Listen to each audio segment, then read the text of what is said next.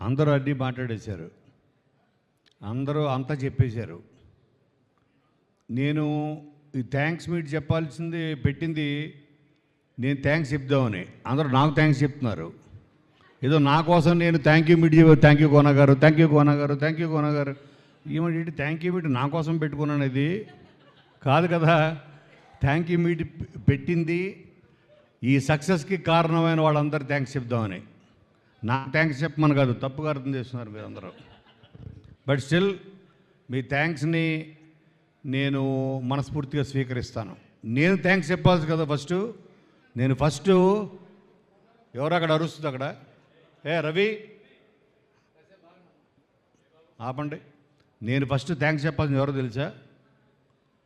ఒక అమ్మాయికి 2 చేతులు లేవు, 2 కాళ్ళు లేవు. ఒక చిన్న బండి మీద, తోపుడు బండి మీద చెన్నై బీచ్లో తను బెలూన్లు అమ్ముకుంటుంది, హార్ట్ షేప్ బెలూన్స్.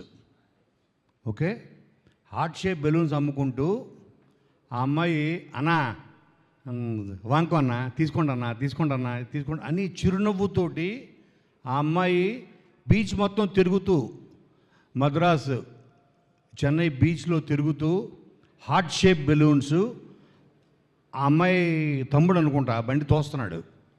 ఓకే, ఆ అమ్మాయికి 2 చేతులు లేవు, 2 కాళ్ళు లేవు.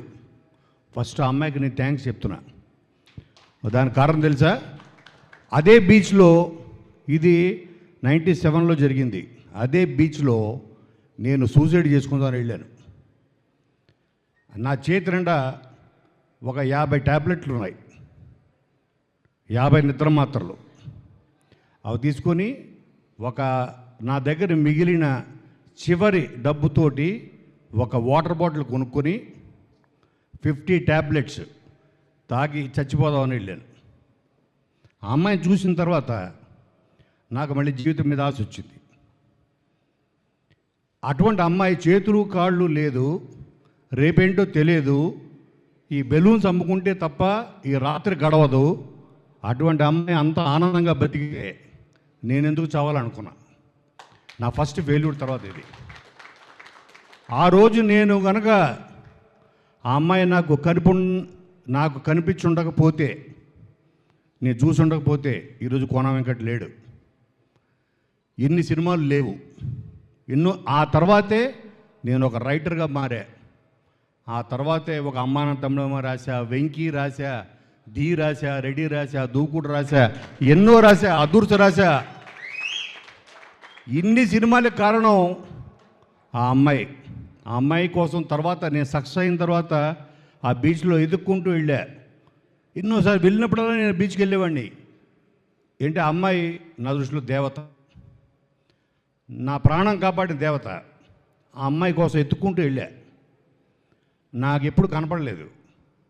నేను కొన్ని స్టోరీస్ వినేవాడిని. సాయిబాబా గుడికి వెళ్ళినప్పుడు, షిరిడీకి వెళ్తున్నప్పుడు దారిలో ఏవో కొన్ని చమత్కారాలు బాబా రూపంలో వచ్చారని అలా చాలామంది చెప్పుకుంటారు కదా భక్తులు. అలాగా నన్ను కాపాడడం కోసం నీవు ఒక కారణ జన్ముడురా, నీకు అప్పుడు టైం అయిపోలేదు ఈ భూమి మీద, నువ్వు చాలా చెయ్యాలి, నువ్వు చాలామంది నీకోసం ఎదురు చూస్తున్నారు, నువ్వు వాళ్ళకి అవకాశం ఇవ్వాలి, వాళ్ళ టాలెంట్ని నువ్వు గుర్తించాలి అని ఆ అమ్మాయిని పంపించాడేమో అనుకున్నా. మళ్ళీ నేను బ్యాక్ వచ్చా. నేను ఇచ్చిన ఆ తర్వాత ఎంతోమంది గొప్ప దర్శకుల్ని, ఈరోజు గొప్ప దర్శకులు, ఎంతోమంది మంచి దర్శకుల్ని నేను పరిచయం చేసే అవకాశం దొరికింది. వాళ్ళు కూడా ఉండేవాళ్ళు కాదేమో. ఒక శివ నిర్మాణ అవ్వచ్చు, ఎంతోమంది ఫస్ట్ ఫిలిమ్స్కి ఓ బాబీ కొల్లి అవ్వచ్చు, హరీష్ శంకర్ అవ్వచ్చు, ఎంతోమంది, ఈరోజు సతీష్ జవ్వాజీ. సో ఆ రోజు నేను ముందుగా ఆ అమ్మాయికి థ్యాంక్స్ చెప్దాం అనుకుంటున్నాను. ఆ అమ్మాయి ఈ రోజుకి నాకు కనపడలేదు. అయితే సినిమా అన్నది ఇప్పుడు వీళ్ళందరూ చూస్తున్నారు కదా, వీళ్ళందరి నేను ఒకళ్ళని ఇవాళ సక్సెస్ మీట్ పెట్టడానికి కారణం ఏంటంటే, నేను కళ్ళతోటి మేమందరం, నేను వీళ్ళని ఎందుకు తీసుకెళ్ళానంటే ప్రతి థియేటర్కి తీసుకెళ్ళా. 2 రాష్ట్రాల్లో ఆల్మోస్ట్ అన్ని ఊళ్ళు తిప్పాం. ఎందుకంటే నా కంటెంట్ మీద ఉన్న ఒక నమ్మకం, ఆ నమ్మకమే విజయం. అది మీరు కూడా చూడండి. వీళ్ళ కళ్ళతో చూశారు. వీళ్ళందరూ ఇందులో పనిచేసిన వాళ్ళందరినీ తీసుకెళ్ళా, మ్యాక్సిమం అందరినీ తీసుకెళ్ళా, సతీష్ని అందరిని తీసుకెళ్ళా. మీరు డిప్రెస్ అవ్వద్దు, okay? Depression is the biggest disease, okay? మనల్ని 10 మంది చప్పట్లు కొడితే ఒక్కడు ఉంటాడు, ఎవడో ఒకడు బ్యాక్ లాగేవాడు. మీరు వాడిని పట్టించుకోవద్దు. ఆ 9 మందిని చూడండి, ఆ 9 మంది ఎంత వాళ్ళ కళ్ళల్లో ఆనందం చూడండి. సో వాళ్ళ కోసం మన సినిమా చేసాము అన్న ఆనందంతో. ఎందుకంటే సినిమాకి చాలా, ఒక సినిమా అంటే దానికి చాలా శత్రువులు ఉంటాయి. మొన్న చెప్తున్నారు, సార్ రేపు సినిమా రిలీజ్ అవుతుంది మీది, గల్ఫ్లో యుద్ధం జరుగుతుంది కదా, డీజిల్ అయిపోయిందని అందరూ డీజిల్ అయిపోతుందని బంకుల దగ్గరికి వెళ్ళిపోయారు, అందుకని థియేటర్ రావట్లేదేమో. ఓహో, గల్ఫ్లో అమెరికాను ఇరాను కొట్టుకుంటే మనకేంటారా బ్యాండ్ మేళకు సంబంధం? బ్యాండ్ మేళం కూడా ఎఫెక్ట్ అవుతుంది. అంటే ఎంత సున్నితమైందంటే సినిమా. ఓకే, ఒక చిన్న రూమరు రేపొద్దు నుంచి లాక్డౌన్ ఏమో అని ఎక్కడో ఎవరో అంటారు సోషల్ మీడియాలో, దెబ్బకి అందరూ మళ్ళీ సూపర్ మార్కెట్లు పరిగెడతారు, ఇక్కడ పరిగెడతారు, పెట్రోల్ బంక్, సినిమా ఎఫెక్ట్ అవుతుంది. ఓకే, అలాగే పైరసీ, పక్క లాంగ్వేజ్ సినిమాలు, మనం ఎంచుకున్న డేటు, ఎన్నో ఎన్నో ఎన్నో ఫ్యాక్టర్స్ ఓ సినిమాని హిట్ని దాని భవిష్యత్తుని డిసైడ్ చేస్తాయి. ఓకే, ఎన్నో హడ్డుల్స్ దాటుకొని 100 హడ్డుల్స్ ఉంటాయి. ఓకే, దాంట్లో మళ్ళీ పైరసీలు ఉంటాయి, ఎన్నో ఉంటాయి. అన్నీ దాటుకొని పక్క సినిమా రిలీజులు, డబ్బింగ్ సినిమాలు, ఇవన్నీ మన సినిమాకి ఎన్నో అడ్డంకులు దాటుకొని నేను రాత్రి ఎక్కువ చూసేది నేషనల్ జియోగ్రఫిక్ ఛానల్ చూస్తుంటా. అవి ఏం చూస్తాను, అందులో నాకు బాగా నచ్చేది ఏంటంటే, నేను ఒక చిన్న వీడియో చెప్తా మీకు, మీరు కూడా చాలామంది చూసే ఉంటారు. ఓకే, ఒక డియర్, ఒక జింక చెరువు దాటుతూ ఉంటుంది. ఆ చెరువు నిండా ముసళ్ళే, అవి ఒక 10-20 ముసళ్ళు దానంట పడుతుంటాయి. ఇదేమో ఈత్తు ఈత్తు ఈత్తు ఈత్తు ఉంటుంది. అది వెళ్ళే లోపల పట్టుకోవాలని ఈ 10 క్రోకోడైల్స్ 10-20 మొత్తం దాని వెంట పడుతుంటాయి. వీటన్నిటిని తప్పించుకొని ఒడ్డుకు చేరాలి అని. సో నేను కూడా చూస్తున్నప్పుడు అది చేరుతుందా లేదా, ఒక్క కాలు పట్టుకున్న చాలు, ఒక్క ముసలి అటన్నిటిలో అది ఆన్ ద స్పాట్ డెడ్. ఇవన్నీ దాటుకొని ఒడ్డుకు వెళ్ళిందా, దాని లైఫ్ ఇవాళ ఒడ్డుకు చేరింది బ్యాండ్ మేళం, అదే దుప్పిలాగా. దీనికి కారణం డెఫినెట్గా నెంబర్ 1 to నెంబర్ 10 ఆడియన్స్, ప్రేక్షకులు.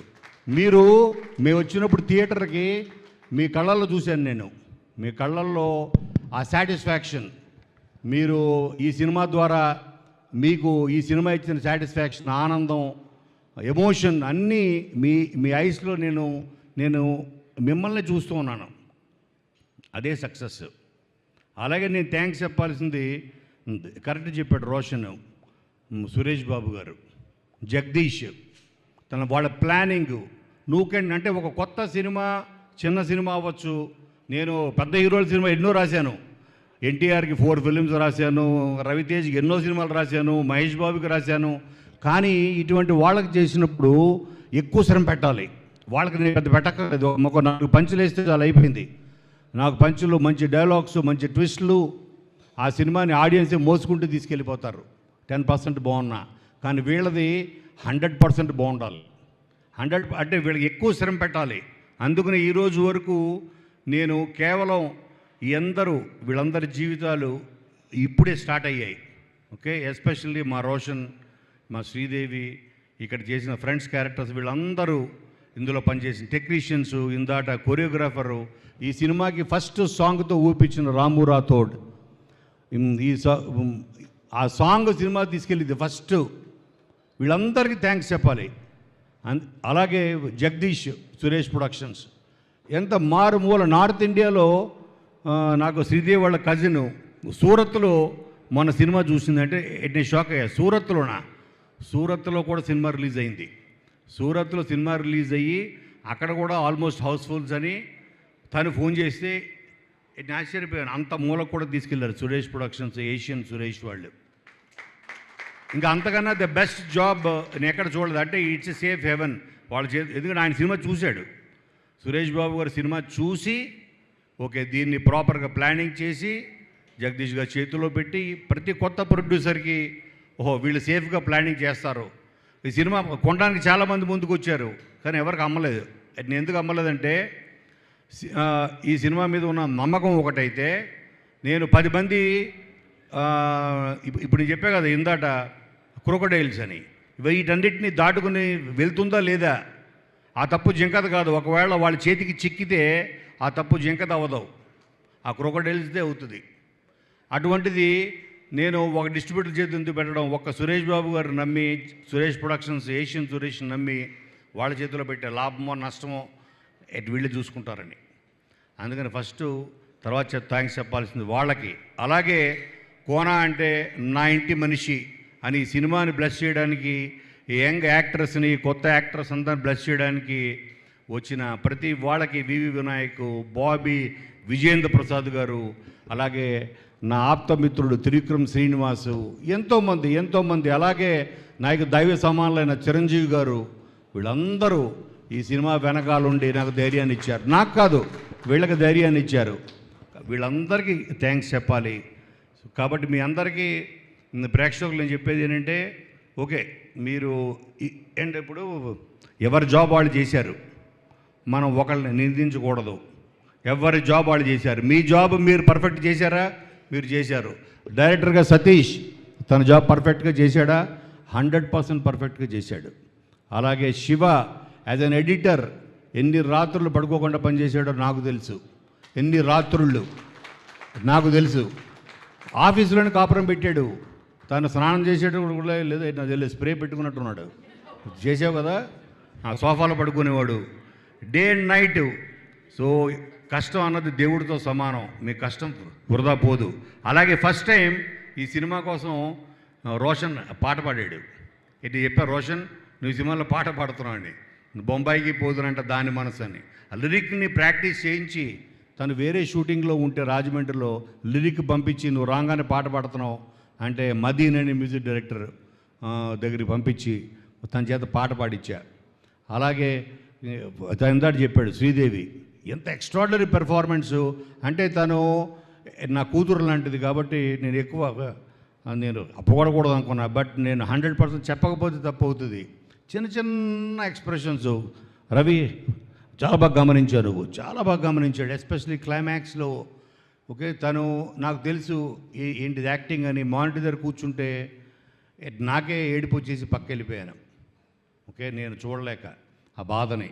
ఈ సినిమాని తెలుసు, జరుగుతున్న షూటింగ్ అని తెలుసు, కానీ అవన్నీ అసలు యాక్టింగ్ అంటే ఏంటి చెప్పిన ఒక్క మాటలో, acting is about not acting. Act చేయకపోవడం యాక్టింగ్, చేయకపోవడం. మీరందరూ యాక్ట్ చేయలేదు, జీవించారు. ఆ పాత్రలో మీరు జీవించారు. ఇప్పటికీ నాకు పూజ అని పేరు రాదు, దేవి అంట, అలాగే దినేష్ అంట, అంజీ అంట. అంటే నాకు ఆ పాత్రలు గుర్తున్నాయి తప్ప నాకు వాళ్ళ పేర్లు నాకు ఇప్పటికీ గుర్తులేదు. దానికి కారణం ఏంటి తెలుసా? మీరు ఆ పాత్రలో జీవించారు. అలాగే ఆ గుడ్డి క్యారెక్టర్ చేశారు. కరెక్ట్, రవిరాజు కదా. తను కూడా చిన్నవి. అప్పుడు నాకు ఆ బ్లాక్ ఆ కళ్ళద్దాలు పెట్టినప్పుడు తను కళ్ళు మూసుకుని చేసేవాడు అనిపించింది నాకు. అవునా, కళ్ళు మూసి చేశాడు. ఎందుకంటే నా బాడీ లాంగ్వేజ్ చూసి అర్థమైపోయింది నాకు, ఓహో ఇతను ఏంటి తడుపుకోవడంలో ఎవరి పర్ఫెక్షన్. నెక్స్ట్ అలాగే ప్రతి వాళ్ళు ప్రాణం పెట్టారు. ఓకే, మీరు పడిన కష్టం వృధా పోదు. మిమ్మల్ని కోన వెంకట గుర్తించాడు, మిమ్మల్ని పరిచయం చేశాడు. మిమ్మల్ని రేపొద్దున ఇండస్ట్రీ గుర్తిస్తుంది, 100 మంది డైరెక్టర్లు గుర్తిస్తారు, మీకోసం క్యారెక్టర్లు రాస్తారు. ఓకే, మిమ్మల్ని ఈసారి మీకు ఆడిషన్తో పని లేదు. నువ్వే సినిమా చేసావంటే బ్యాండ్ మేళం అని చెప్పండి చాలు, అదే మీ ఆడిషన్, అదే మీ విజిటింగ్ కార్డ్. అది చాలు మీ విజిటింగ్. బ్యాండ్ మేళంలో నేను పలానా దేవి అని చెప్పు చాలు నువ్వు, అదే మీ విజిటింగ్ కార్డ్. నా కాన్ఫిడెన్స్ ఎంత అంటే నిన్న రాత్రి ఐ టేకిన్ ఎ డెసిషన్. ఇండియాలో నాకు తెలిసి ఎవడు చేసి ఉండడు. నిన్న రాత్రి డెసిషన్ తీసుకుని ఒక టైటిల్ రిజిస్టర్ చేసి మళ్ళీ ఒక మరాఠీలో మళ్ళీ ఒక 5-6 డేస్ దీన్ని మళ్ళీ షూట్ చేయాలని సాయి కుమార్ గారితో మాట్లాడి, అలాగే రోషన్ శ్రీదేవితో కూడా మాట్లాడి మళ్ళీ దీనికి ఒక 5-6 డేస్ షూట్ చేసి అక్టోబర్ 16th మేము మళ్ళీ మరాఠీలో ఈ సినిమాని రిలీజ్ చేయబోతున్నాం. It is going to be Marathi version. అంటే ప్రాబ్లీ ఇప్పుడు తీసిన సినిమా యాస్టీజ్గా డబ్ చేసి ఉండదు. It will be new version, a new take of band Melam in Marathi. Okay, I gone crazy అని అది కూడా ఆ టైటిల్ కూడా ఆయన ఇచ్చిన ఆయన గొప్ప డైరెక్టర్ వాళ్ళందరి పేర్లు నేను తర్వాత రివీల్ చేస్తాను. Still there is lot of time. So కాబట్టి మీరందరూ ఇక్కడ మీరు ఎవరిని నిందించొద్దు. మీ పని మీరు పర్ఫెక్ట్గా చేశారు. మీ అందరికన్నా మించి పర్ఫెక్ట్గా వాళ్ళ పని వాళ్ళు పర్ఫెక్ట్ చేశారనుకోండి. మీ అందరికన్నా the best job, perfect job చేసింది ఎవరో తెలుసా? ఆడియన్స్. మీ జాబ్ మీరు చేశారు, మీరు పర్ఫెక్ట్ జాబ్ చేశారు. అందుకే ఈరోజు ఈ థ్యాంక్ యూ మీట్ ఇది నా కోసం కాదు, ఓకే, మీకోసం. నాకు థ్యాంక్స్ చెప్పారు వీళ్ళందరూ కాదు, మీకు థ్యాంక్స్ చెప్పడం కోసం. 100% ఇది ఇప్పుడే స్టార్ట్ అయింది. 4 డేస్లో బ్రేక్ ఈవెన్ అంటే చాలామంది ఎగతాళి చేశారు. ఇదేంటి 4 డేస్లో అయిపోయింది, ఆ నెంబర్లు వేసేసుకున్నారండి. ఓకే, సో నెంబర్లు వేసేసుకుంటే నేను మరి వీళ్ళ కళ్ళల్లో ఆనందం ప్రేక్షకుల్లో చూసింది. ఆ ప్రేక్షకులు అన్ని థియేటర్లో నేనే కొనేసి నింపేశాను నాకు అంటారేమో రేపు పొద్దున. ఓకే, అంటే నాకు సినిమా తీసిన బడ్జెట్ కన్నా ఎక్కువ అయిపోద్ది నాకు. సో కాబట్టి వీళ్ళందరిని బ్లెస్ చేయండి. I'm really proud.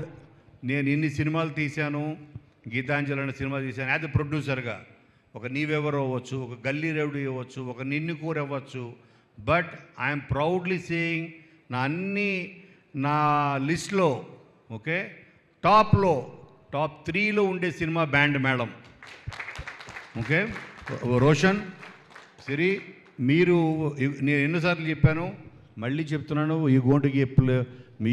You people are going to rule this industry one day. Rule, no doubt. Okay, దానికి కారణం ఏంటంటే మీ డెడికేషన్. మీరు అన్నారు కదా డే అండ్ నైట్ నిద్ర లేకుండా నాతో పాటు సమానంగా మీరు తిరిగారు. ఓకే, మీకు ఒక హాస్టల్ వార్డెన్ లాగా, ఓ టీచర్ లాగా, ఓకే, ఒక ఫాదర్ లాగా బెత్తం పట్టుకుని నేను ఓన్లీ చేతులు బెత్తం పట్టుకునే పని మాత్రమే చేశాను. But thanks a lot Satish. నువ్వేమీ ఆధారపడద్దు. ఈ సినిమా సక్సెస్ స్పీక్స్ అంటారు కదా, దాని మించింది ఏది లేదు. ఓకే, మీ అందరికీ మరొక్కసారి థ్యాంక్ యూ ఎవ్రీబడి.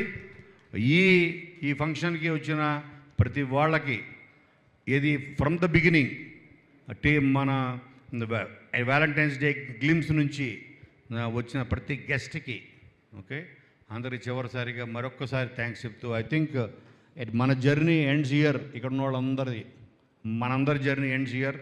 ఈరోజు మళ్ళీ maybe will meet with another film. Of course ఈ మరాఠీ కోసం మళ్ళీ మేము షూట్ చేయబోతున్నాం, మళ్ళీ కలుస్తాం, మళ్ళీ ఫంక్షన్స్ ఉంటాయి, మళ్ళీ తిప్పుతాం మిమ్మల్ని. తిప్పుతూనే తిప్పుకుంటాం అని ఆయన అనేమూర్తం రాశాడు కానీ చంద్రబోసు.